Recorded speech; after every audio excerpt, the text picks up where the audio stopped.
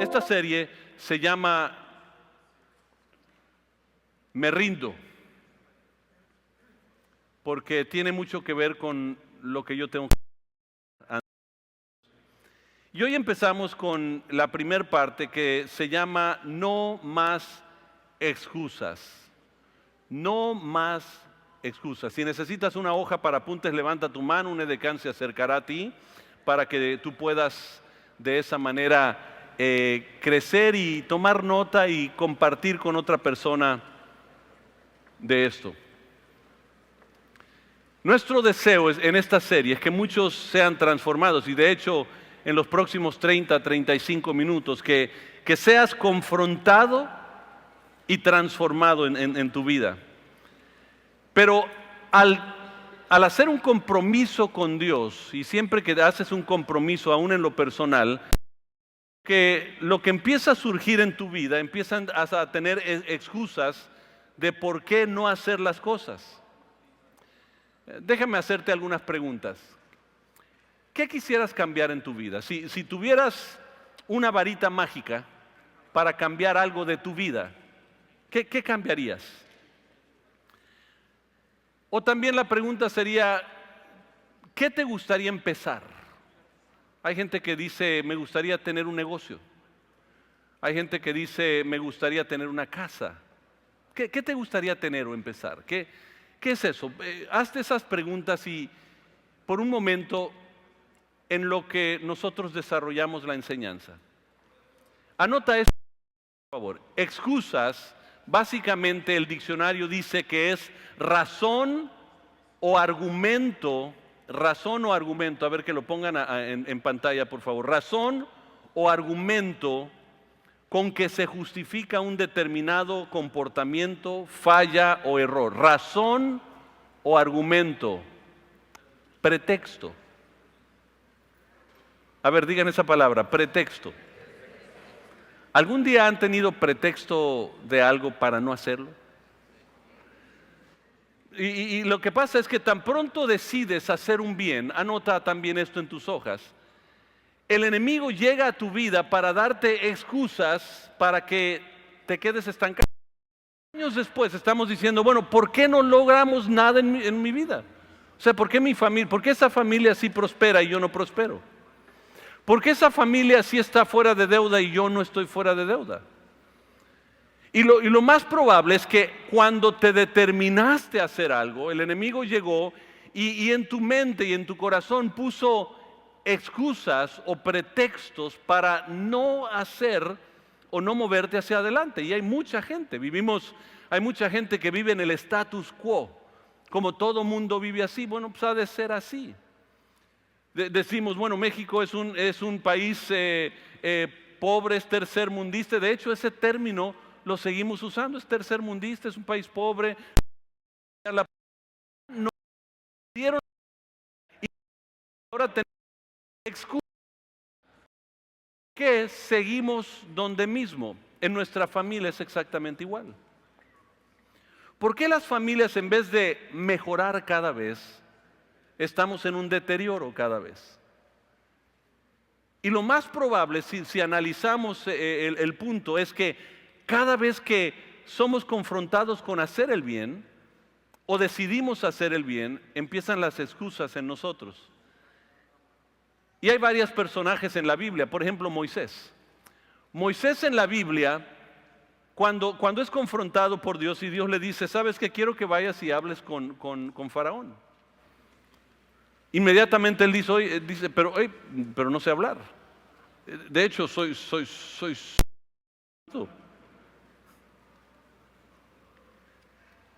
y él empieza a darle pretextos o excusas al Señor de por qué no puede ir.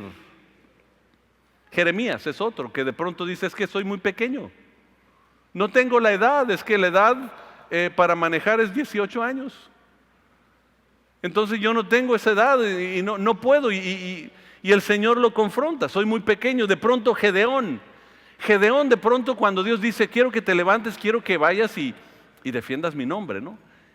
Y cuando el ángel se le presenta, él dice, pero yo soy soy de una tribu insignificante. O sea, ¿quién soy yo? De hecho, cuando de pronto Pablo lo presenta de esta manera, es que yo tengo un aguijón en la carne, hay algo ahí que todavía está. Y vemos hombres y mujeres en la Biblia también, igual que nosotros, que siempre tenemos una excusa para no hacer lo que Dios quiere que hagamos. Ahora, váyanse a Lucas capítulo 14. Lucas 14 es interesante porque nos da un panorama de una invitación a una boda. Es un relato que Jesús está haciendo a sus discípulos para que entiendan este principio. Que Dios nos está invitando a algo hermoso, algo bello, algo transformador. Y de pronto en Lucas 14, versículo 16 dice, Jesús respondió con la siguiente historia. Una gran envió muchas invitaciones. Cuando el banquete estuvo listo, envió a un sirviente a decirle a los invitados, vengan, el banquete está preparado. Pero todos comenzaron a ¿qué? Poner excusas. Está como la señora que de pronto, el señor que no iba a ir a la iglesia y dice, por favor dígale al pastor que no puedo ir, me siento enfermo, entonces que me tenga por excusado. ¿A qué vino ese chiste? No sé, pero bueno. Y allá están tratando de traducirlo, ¿no? Entonces, eso es lo traducen, ¿no? Entonces, pero todos comenzaron a poner excusas. Igual que nosotros, ponemos excusas. Uno dijo, acabo de comprar un campo y debo de ir a inspeccionar. Por favor, discúlpame. Y de pronto otro dijo, acabo de comprar 5 yuntas de bueyes y quiero ir a probarlas. Por favor, discúlpame. Otro dijo, acabo de casarme, así que no me dio permiso mi esposa. No, dice, no puedo ir. Ahora, qué curiosas excusas. Muy interesante, porque el primero dice, acabo de comprar un campo y no puedo ir.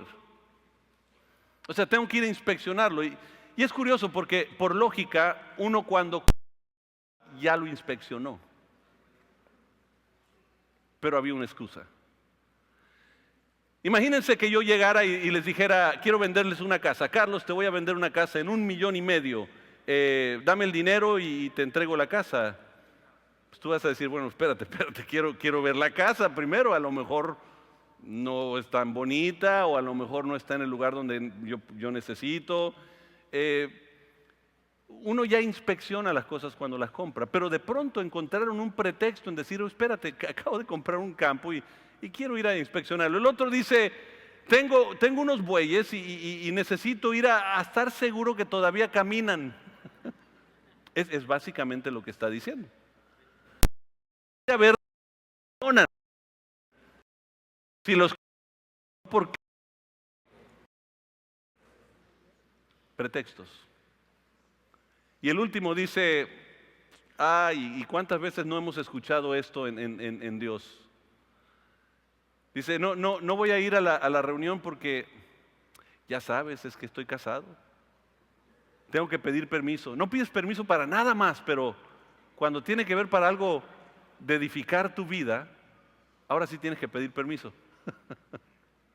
Y este dice, no, es que me acabo de casar, ¿cómo voy a dejar a la esposa sola? Y ahora traten de imaginarse eso, ahora pónganlo en el contexto nuestro hoy en día y van a encontrar las mismas excusas. Es que ya tengo una edad donde ya no cambio, así soy.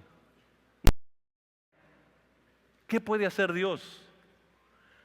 O a lo mejor estás diciendo, es que no tengo tiempo. Cuando Dios te indica a ti en tu familia, yo les he dicho, empiecen con 5 minutos de un devocional de familia. Si nunca lo has hecho, empieza 5 minutos. Ahora, yo sé que muchos van a decir, ¿cómo que 5 minutos? Bueno, 5 minutos es más que 0.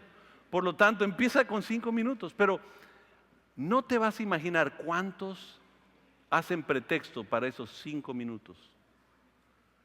Pero si logras encontrar el tiempo para ver a Chile ganarle a Argentina. Eso se la tiré a Juan, ¿no? A todo esto, felicidades, Juan. Por eso los colores de azul, estamos en honor a Chile, que ganó Copa América. Entonces diciendo, bueno, espérate, México, ¿cuándo? Bueno, cuando gane le ponemos aquí la bandera mexicana, ¿no? Entonces, pero no tengo tiempo.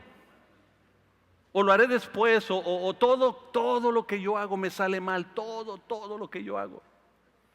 Miren, siempre cuando termina un año nosotros nos hacemos propósitos que queremos lograr y la realidad es que el 40% de los propósitos de año nuevo no logran pasar enero, 40%. Y para febrero el 75% ya se acabaron. Y yo sé que la mayoría de ustedes está diciendo, yo estoy en el 40%. Porque la realidad es que tenemos buenas intenciones, pero no es suficiente. Anota esto, por favor, sobre las buenas intenciones. Las buenas intenciones están centradas en mi habilidad, destreza o capacidad. Cuando yo tengo una buena intención, no es solo porque yo quisiera lograr algo, pero la estoy pensando basado en qué capacidad tengo yo para lograrlo. Entonces, hacemos propósitos, propuestas, ideas que queremos lograr, son nuestras buenas intenciones. Dios no trabaja con buenas intenciones, aunque todas sus intenciones o todas sus acciones son buenas, pero Él no trabaja con buenas intenciones, Él trabaja con propósito. ¿Cuál es el propósito de Él? Y esto lo podemos responder de una manera muy sencilla. ¿Qué es lo que Dios quiere para mi vida? ¿Qué? Yo necesito hacerme la pregunta ¿qué? Pero hay algo todavía más profundo. Tenemos que entender por qué Dios quiere esto para mi vida. No solo el qué, sino el por qué. Yo tengo que agregarle al qué el por qué. Y la Biblia nos dice que si nosotros no nos convertimos como niños, no podemos heredar el reino de los cielos. Niños pequeños empiezan a crecer, de pronto tú le empiezas a decir al niño, vamos a ir a la iglesia. ¿Qué te dice el niño? ¿Por qué? Porque amamos a Dios. ¿Por qué? Porque Él ha sido bueno con nosotros. ¿Por qué? Y el papá usualmente en ese punto dice, mamá, ven a decirle a tu hijo por qué Dios ha sido bueno con nosotros. Yo tengo que trabajar. ¿Por qué? El por qué. Cuando le agregas el por a qué, hay algo profundo que sucede. Algo poderoso, porque empieza a llevarte a un propósito para tu vida. El dejarlo en qué y tratar de razonarlo con buenas intenciones trae un vacío al final del día. Y quedamos en el 40% o en el 75%. O muchas veces estamos en lo mismo. Por ejemplo, Dios anhela que nosotros oremos y leamos la Biblia.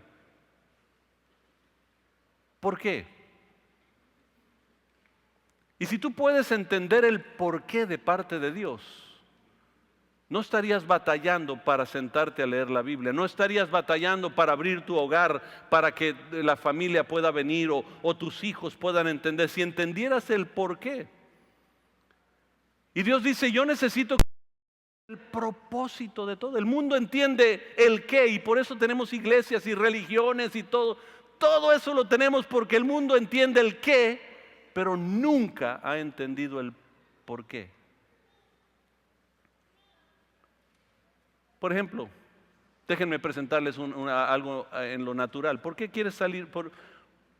¿Es bueno salir de deudas o les gusta tener deudas? ¿A cuánto les gusta, les fascina tener deudas? ¿Quién quisiera estar libre 100% de deudas? A ver, levante la mano. Como el 20%. Los demás ahí andan batallando, ¿no? Ahora déjenme preguntarle, ¿por qué salir de deudas? ¿Por qué salir? Y yo sé que si tú lo llevas al plano de Dios, vas a entender porque Dios anhela que vivas libre de las cosas. La Biblia nos dice que cuando le debes a alguien, eres esclavo de esa persona. Si tú le debes a una tarjeta de crédito, eres esclavo de esa compañía. Y si no me crees, deja de pagarlo solo una semana, pasado el corte. Ya cuando empieza a ver si no te hablan y te vas a dar cuenta de quién eres esclavo. ¿Por qué salir de deudas? Porque así anhela Dios que vivamos. Por ejemplo, si puedo contestar de parte de Dios, ¿por qué debo de comer bien? Yo pensaba que era de la familia, ¿no? Y ahora vamos a hablar de la comida. ¿Por qué comer bien? ¿Te puedes imaginar por qué Dios quisiera que tú comas bien? Algunos dicen, sí, para perder un peso y verme mejor. Para finalmente comprar ese traje que yo quería comprar. Bueno, esa no es una razón de parte de Dios. Dios no está tan interesado en la manera en que tú vistes. O sea, no tiene que ver con eso, pero si hablas de parte de Dios, puedes decir, bueno, porque somos templo del Espíritu Santo. Porque Dios anhela que prospere, que tenga salud y prospere mi alma. Porque Dios anhela que cuando yo tenga un buen corazón, yo voy a poder hacer más cosas para Dios. Entonces empiezas a entender el propósito de Dios en vez de nada más nuestras buenas intenciones. ¿Por qué dejar de fumar? Algunos van a decir, bueno, ¿por qué es pecado? No nos dice eso la Biblia, pero la medicina nos dice que es dañino. Cáncer, tu respiración. Algunos dicen, es que no, yo no pierdo mi salvación por fumar. No, de lo contrario, te vas a ir más rápido con el Señor. No hay problema. No tiene que ver con eso, porque eso son buenas intenciones. El propósito de Dios es, ¿por qué? Porque Él anhela que tus pulmones estén claros, estén capaces, tengan fuerza para poder proclamar el evangelio de salvación a tanta gente, para que tú puedas pasar el legado de la vida de Jesús en tu vida a tus hijos y a tus nietos, y si es posible a tus bisnietos. Imagínate. Pero hay excusas en nosotros. Porque si yo quiero algo para mí en lo personal, van a venir 1000 pretextos, 1000 excusas. Pero cuando entiendo el propósito de Dios, de pronto que y someterme. Y cuando me someto a Él, entonces vienen los resultados. El someterte, entender su propósito y someterte a su voluntad, vienen resultados. Váyanse a Éxodo capítulo 4. Éxodo 4, y vamos a estudiar la vida de Moisés, el primero que mencionamos. Pero Moisés rogó al Señor, oh Señor, no tengo facilidad de palabras, nunca la tuve. Ni siquiera ahora que tú me has hablado.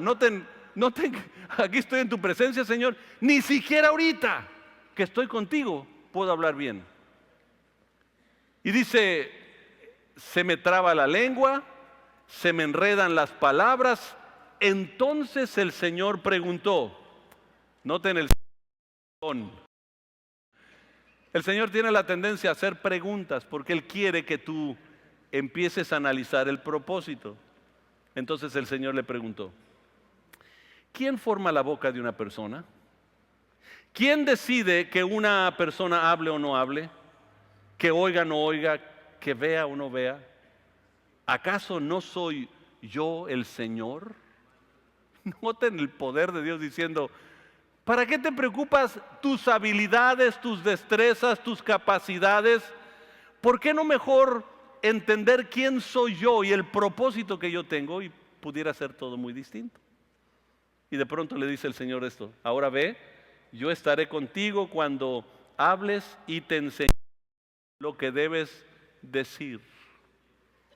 Dios dice, mira, nada más, yo todo lo que pido es que, anota esto, hagas lo que puedas hacer. Haré lo que pueda hacer. Dios no está pidiendo más de ti, no está pidiendo que hagas milagros.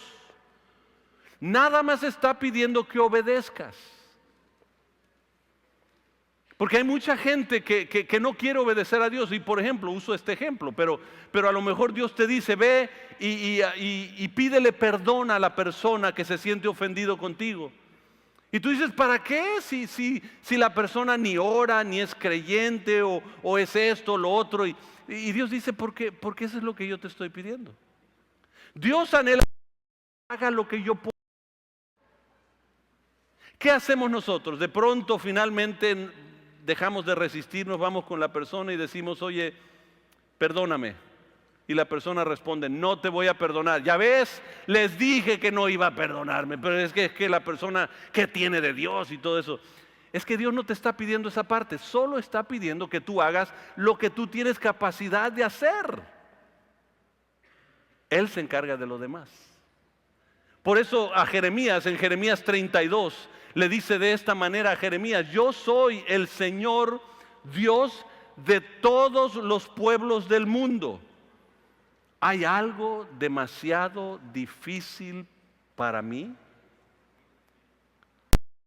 ¿Qué es difícil para Dios? No hay nada imposible para Dios. El dilema aquí es esto, que muchas veces queremos que Dios se encargue de todo. Queremos que se encargue de la esposa, de los hijos, de los pagos, de todo. Y el Señor dice, no, yo voy a hacer lo imposible en ti, pero quiero que tú hagas la parte en obedecerme a mí. Imagínense estar en la casa, toda la casa sucia. No sé si han conocido a alguien con una casa bien sucia, todo sucio, y tú empiezas a levantar las manos y dices, Señor, manda a tus ángeles a recoger mi ropa sucia. No han llegado últimamente. No, el Señor dice, no, esa parte te corresponde y empieza a esforzarte a poner orden en esta casa. Pide que yo haga algo porque Él, de yo hacer lo que yo puedo hacer, de ahí en adelante se encarga el Señor. ¿Qué dice? Él pudiera venir y quitar mi carga, pero Él dice, venid a mí, todos los que estéis cargados y cansados. Él está diciendo, te estoy dando la oportunidad, acércate a mí y yo me acercaré a ti. Pudiera ser totalmente distinto y por eso cuando la relación matrimonial no está bien, uno está diciendo, Señor, soluciona mi matrimonio. Ok, yo me voy a encargar de lo imposible. Y hay muchos que están diciendo, Señor, es que me cae mujer imposible. Wow, ese es lo que Dios hace bien. Lo imposible. Quiere decir que estás en buenas manos.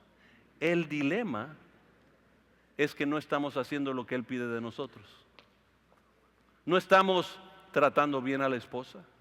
No estamos hablando bien como debemos hablar. No estamos tratando a nuestros hijos como debemos de tratarlos. Llegamos a casa, nuestro hijo adolescente no quiso ir a la iglesia, no lo quisiste forzar y llegas, pero un día viene el Señor y aquellos se van a quedar, ir al infierno y van a quemar. Y tú hablando la palabra para que le llegue a Él, creyendo que a ti te corresponde únicamente mostrar la vida de Dios, el amor de Dios.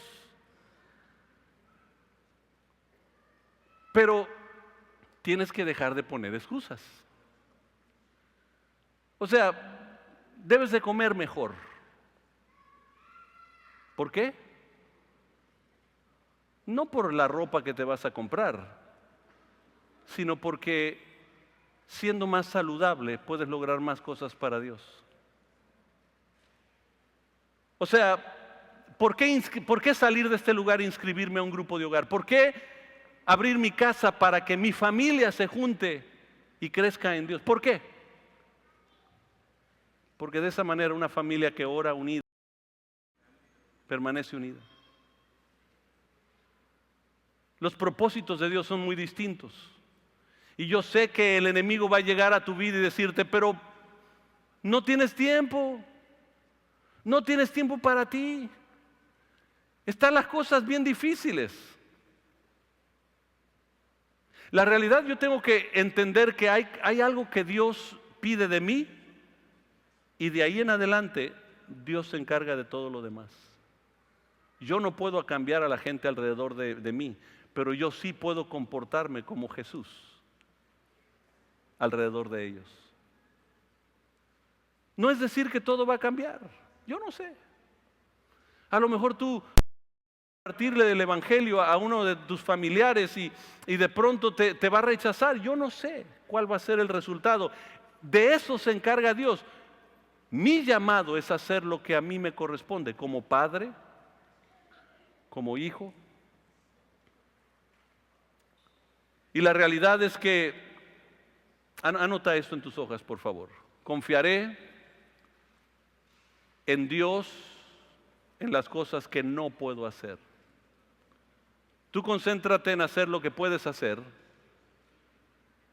y después deposita tu confianza en que Él te va a llevar a un distinto nivel. Y es como un padre enseñándole a su hijo bicicleta. Todos tus paradigmas van a empezar a cambiar. Todo en tu mente va a empezar a cambiar. Si solamente depositas la confianza en Él, haces tu parte y después permites que Dios haga su parte. Vean este video.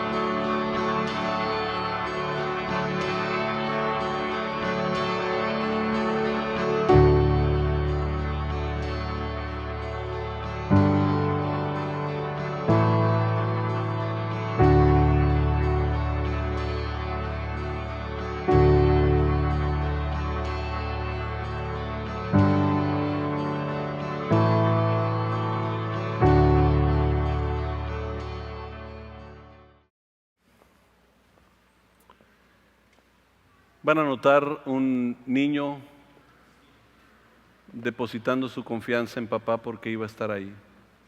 Hay algo que sí les quiero decir con certeza de que Dios cumplirá.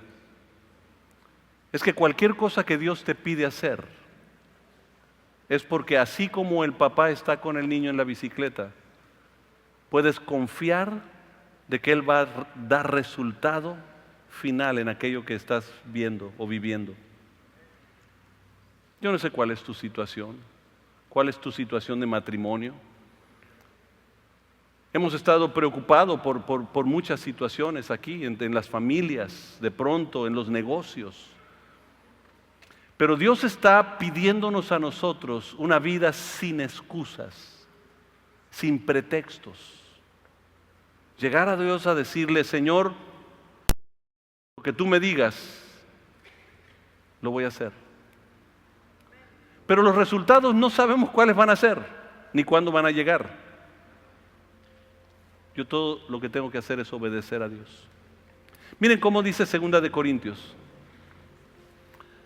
2 de Corintios 12 dice, cada vez Él me dijo, cuando está hablando del aguijón en la carne, mi gracia es todo lo que necesitas, mi poder actúa mejor en la debilidad. O sea, cuando ya llegas al momento donde dices, ya Señor, hasta aquí llego. Entonces Él dice, ok, entonces de ahí lo tomo yo. Ese es el Dios de los imposibles. Llama a mí y yo te responderé. Y te enseñaré cosas grandes, maravillosas, inmensas, que difíciles son para ti comprender. Por eso termina diciendo el versículo 10, cuando yo soy débil, entonces soy fuerte.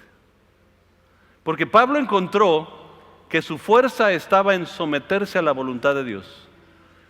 Si Dios decía, vete a tal lugar, él se iba a tal lugar, porque sabía que él todo lo que tenía que hacer es su parte. Dios se encargaba en todo lo demás. Amados, tú y yo somos producto del apóstol Pablo.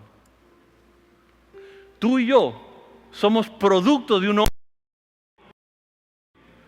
no sabía que en México iba a haber una comunidad cristiana por el trabajo que él hizo. Amados, tú no sabes el final del día qué va a suceder, pero yo sé que en tu familia todo obra para bien de aquellos que aman a Dios. ¿Cuánto obra para bien? ¿Qué queda después de eso? ¿Cuánto obra para bien? ¿Qué queda después de eso? Todo. Y por eso Dios dice, solo confía. Job 42, finalizo con este pasaje. Entonces Job respondió al Señor: yo conozco que tú lo puedes y que no hay pensamiento que se esconda de ti. No hay nada que no puedes, Señor. Porque para Dios todo es posible. Tres cosas que con esta quiero terminar. Conoce la voluntad de Dios para tu familia. Sométete a la voluntad de Dios para tu familia. Y confía en Dios, porque Él va a transformar a tu familia. No hay imposible para Dios, ¿lo crees? Si tú dices que tu esposo es imposible, yo conozco al Dios de los imposibles. Si tú dices que tus hijos están en una edad imposible, pues hoy está presente el Dios de los imposibles y anhela que tú entiendas esto. Pero tenemos que vivir una vida sin excusas. Dejar de decir, bueno, Señor, es que yo no puedo, es que yo no. Esos son tus destrezas. Únicamente conoce su voluntad, sométete a su voluntad y confía.